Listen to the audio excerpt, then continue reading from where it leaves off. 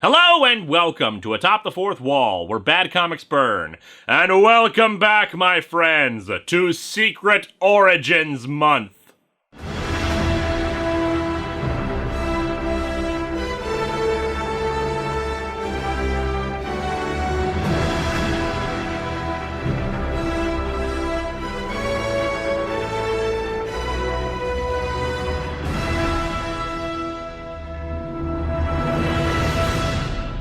And thank goodness for the Marvel Cinematic Universe to constantly be bringing out characters to ensure that I will always have a relevant subject for this month to talk about.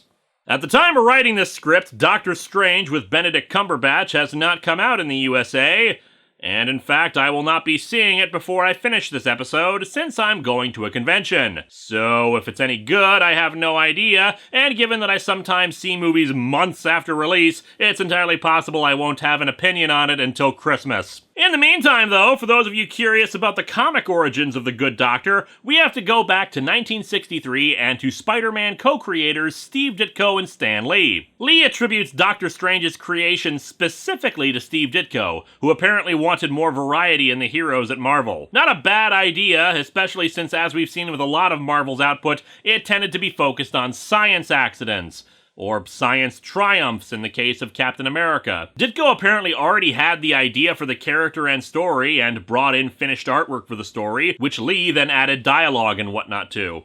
Both have stated that that's the case, although Marvel Chronicle, a year-by-year history, says that the idea for Doctor Strange, if not the look, came from Lee, specifically because Lee was a fan of the radio drama Chandu the Magician when he was a kid. From what I've read, he was originally going to be named Mr. Strange, the strange name coming from the fact that he was going to be in the anthology book Strange Tales, but it was felt that'd be derivative of Mr. Fantastic, so instead they went with Doctor. It makes sense, too, considering the concept was apparently that he would be a supernatural consultant, someone people went to for help. Unfortunately, I couldn't find much else about his creations, so I guess we should just dig into Strange Tales number 110 and see how he fared in his first outing.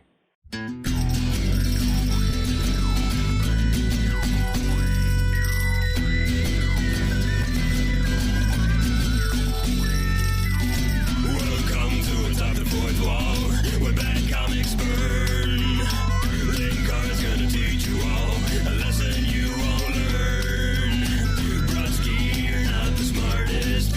Life out, you're not an artist. Anyone who's had a bad comic published, it could be your turn. Linkara, he's a man punch, wears a birdie hat. Linkara, he has a magic gun. Where'd he purchase that? Linkara, coins, robots, Amazon and trucks. Linkara, this comic sucks. Linkara. Strange, thought I knew you well.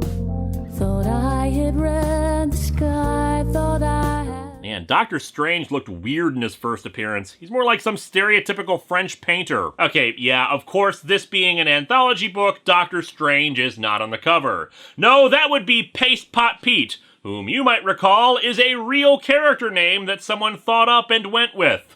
Yeah, the cover is about the Human Torch, non-Fantastic Four version, so we're skipping it and getting right to the story. Doctor Strange, Master of Black Magic. I'm sorry, I wanted Dr. Steve, Master of Plaid Magic. Men call him Doctor Strange. Women don't call him at all. Never have you known his like. Sure I have. I saw that same weird-ass hairdo on the guy from the Yu-Gi-Oh! GX manga. Looks like a bloody skunk. It is a great pleasure and privilege for the editors of Strange Tales to present, quietly and without fanfare, the first of a new series based upon a different sort of superhero. No fanfare whatsoever, except for when we said that nobody had ever seen anything like him. You know, I just noticed there isn't a comma or hyphen or anything separating the descriptor from his name, meaning I'm pretty sure his full name is Doctor Strange Master of Black Magic. Although I think a more fitting name is Master of Blinking in a Photograph, or Master of Cheetah Print Gloves.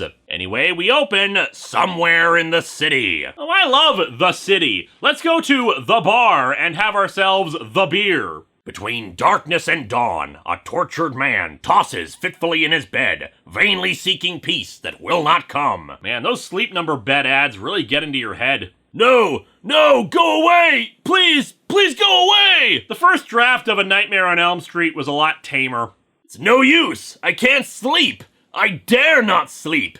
It's that same dream. Every night the same! Was it a dream where you see yourself standing in sort of sun god robes on a pyramid with 1,000 naked women screaming and throwing little pickles at you? He realizes he needs some help with this recurring nightmare. I've heard a name, spoken in whispers. Dr. Strange. He dabbles in black magic. Perhaps he can help me. Having recurring nightmares? Try the dark arts. The next morning, he goes to see Dr. Strange at his home in Greenwich Village. So by the city, they just meant New York. I'm here to see Dr. Strange. He doesn't know me, but Dr. Strange knows all. And before you ask, yes, he knows what you were watching before you came here, and yes, you should be very ashamed. And thus he meets Dr. Strange and asks for help, talking about the terrible, horrible dream that has kept him up at nights. The thing that occupies his thoughts and is driving him mad. And that dream is... a haunted figure bound in chains appears. It stares at me. It never stops. Never! So you're dreaming that you're having an intense staring contest with a dude who's chained up, and that's why you need witchcraft and wizardry. Tonight I shall visit you. I shall find the answer to your dream. Now go! But how? How will you do it? By entering your dream. Then we'll both stare at you and see what the deal is. Later, alone in his room, Dr. Strange sits silently in front of an ancient incense burner as his physical body goes into an eerie trance. Whoa. So, what if I told Spider-Man I couldn't help heal a bullet wound? That'd be messed up. It is time for me to visit the Master, from whom all my powers stem. Well, I did say way back in the Secret Defenders number 9 review that you looked like Roger Delgado, so thanks for confirming that. Like a fleeting ghost, his metaphysical spirit leaves his motionless body and drifts away. Well, I did go to the trouble of building this thing. I'd hate to only use it once. His astral form flies off through the buildings and even up into the sky, across the vast oceans, across the continents, conquering all of time and space in its silent flight. Well, consider yourself conquered. I gotta go. The astral projection arrives in the remote vastness of Asia.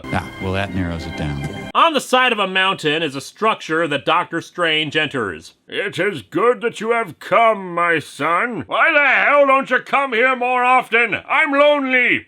The Master warns him that there's danger around him and that he needs to be careful, especially since the Master is 1 foot in the grave and Dr. Strange is going to take his place soon. And apparently that was all he came here to do, since he then leaves and we cut to later that night, where Dr. Strange is now camping out in the guy's living room. When he goes to sleep, Dr. Strange projects his astral self into the dream. It is desolate here, lonely and foreboding. Dear Lord, it's like winter in Minnesota. The figure the man described appears, someone in a cloak wrapped up in chains. You, whoever you are, why do you torment him so? He well knows the reason why. Turns out the guy works at Home Depot and sold the shrouded guy some inferior chains. The figure claims to be a symbol of the evil that this guy has committed. If you do not believe, ask Mr. Krang. How many times has this man helped the Teenage Mutant Ninja Turtles thwart Mr. Krang?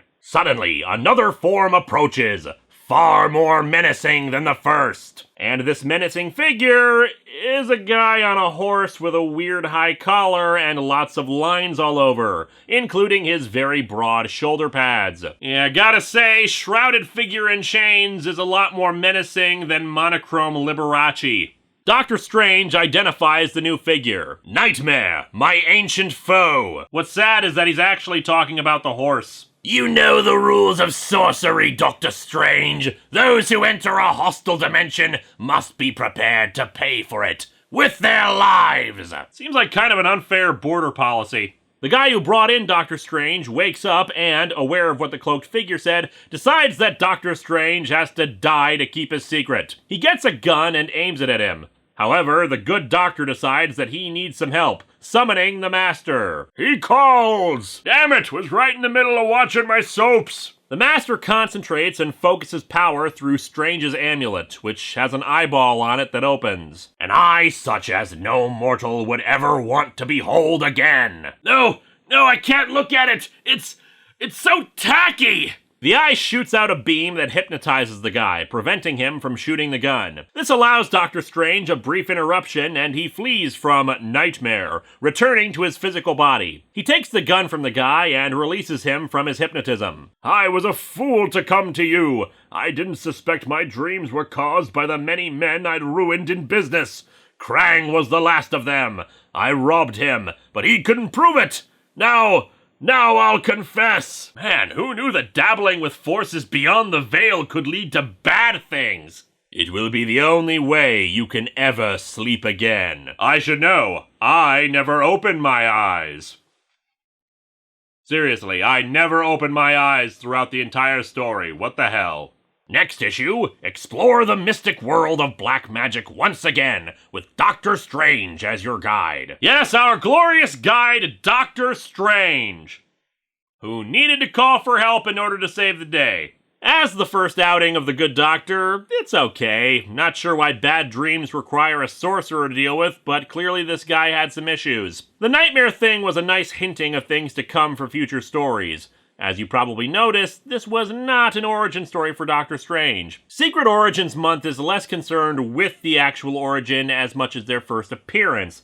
It's just that usually a first appearance is also the origin. Still, I'm sure people are curious out there about it, so let's take a brief look at the origin in Strange Tales number 115. The cover once again featuring the Human Torch instead of Doctor Strange. In particular, the Torch-fighting Spidey supervillain Sandman. The Torch will have to save himself without the help of Spider-Man. Fortunately, Spidey's disembodied head, will come to the rescue. It could only happen to the offbeat Marvel Comics group. With 3 published stories of Doctor Strange under our belts, we have been overwhelmed by a flood of letters reminding us that we forgot one little detail. We forgot to give you his origin. Now please stop sending us death threats about it. Well, never let it be said that we don't try to correct our mistakes. Stan and Steve dropped everything and rushed this extra long 8-pager into production in time for this ish. Because nothing says quality storytelling quite like we rushed it. If there's anything else they've forgotten, don't tell them. They're out resting up by trying to finish the latest issue of Spider-Man on time. So remember, Spidey fans, if the book is late, blame the Doctor Strange fans. The story begins with Doctor Strange arriving in a weird chamber in India and finding an old man, the Master. Although here, he's called the Ancient One, because apparently they were really keen on not giving characters any proper names. Strange needs a healing power, but the Ancient One says he only grants his healing power to the worthy, using his powers to read Doctor Strange's mind. I see you in the past, in America. You are wearing the frock of a doctor. Ah, you were a famous surgeon named Stephen Strange. Actually, I just played one on TV, but that's alright though. I thought that was some of my finest work. Strange was proud and full of himself, not actually caring about the lives he saved. Apparently, he didn't care much about his own life, because immediately upon finishing surgery, he lights up a cigarette. Lung cancer. It keeps going like that, saying he won't do jobs for people unless they pay his exorbitant fees, even refusing to offer any help with medical research projects without cash. However, that quickly changes after a car accident. He recovered, but there was massive nerve damage to his hands, preventing him from ever performing an operation again. Even though you can't operate, you can work as a consultant, as my assistant. Stephen Strange assists nobody! Okay, so now that really explains One More Day. He spent his time in seclusion ranting to himself. I must be the best, the greatest, or else nothing. Saying someone is the best surgeon is like saying someone is the smartest cast member of The Hills. Let's face it, it's just not that tough to float to the top of the surgical toilet. He became a drifter and eventually heard rumors about the Ancient One, coming to him for help and bringing us back to where we started. The Ancient One refuses to help because his motivations are selfish, but senses a spark of decency within Steven, offering to help tutor him. Strange refuses, but a sudden blizzard keeps him from being able to leave. He tries not to believe in the magic that the Ancient One purportedly has, but then witnesses an attack on him by a spectral vapor. The Ancient One is old and dying, with Strange even seeming to show some compassion for the old guy, but can't let his guard down because of all the enemies he faces. He needs a successor, and he needs it quick, since Strange soon discovers that the one responsible for the recent attacks is the Ancient One's pupil, Mordo. He tries to warn the Ancient One about Mordo's treachery, but the guy casts spells on him that hold him back and keep him from speaking. I'm guessing he doesn't kill Steven because it would tip his hand to the Ancient One before he's ready, but Steven still recognizes that Mordo's evil cannot be allowed to leave the temple. Realizing that he can still speak in regards to other matters aside from the assassination attempt, he readily accepts the Ancient One's offer to be taught, but the Ancient One reveals he knows about Mordo's treachery. You knew of Mordo's spell? Of course! The pupil can have no secrets from his master. You would not believe the kind of porn Mordo keeps on his computer. The Ancient One prefers to have Mordo close to keep an eye on him, but that eventually it will be up to Steven to battle him. And so the origin story concludes with Steven swearing to continue his learning, a brief montage panel showing him proceed with his training and becoming Doctor Strange, Master of Black Magic. Also, Master of Hair Streaks. Anyway, while the first story featuring him is just okay, the origin is where he shines. It's short, but it also proves that you can get a lot out there in even just an 8-page story. We see his character arc throughout the whole thing, his motivations, his potential enemies and allies, and it hints at the larger story going on around him, with mentions of Dormammu, the kind of powers that sorcerers like them can wield, a battle with Mordo that may or may not have happened by now. It's pretty damn awesome. Next time, we return to a comic we've actually peeked at before in order to see the first appearance of another character. And remember, it's better down where it's wetter.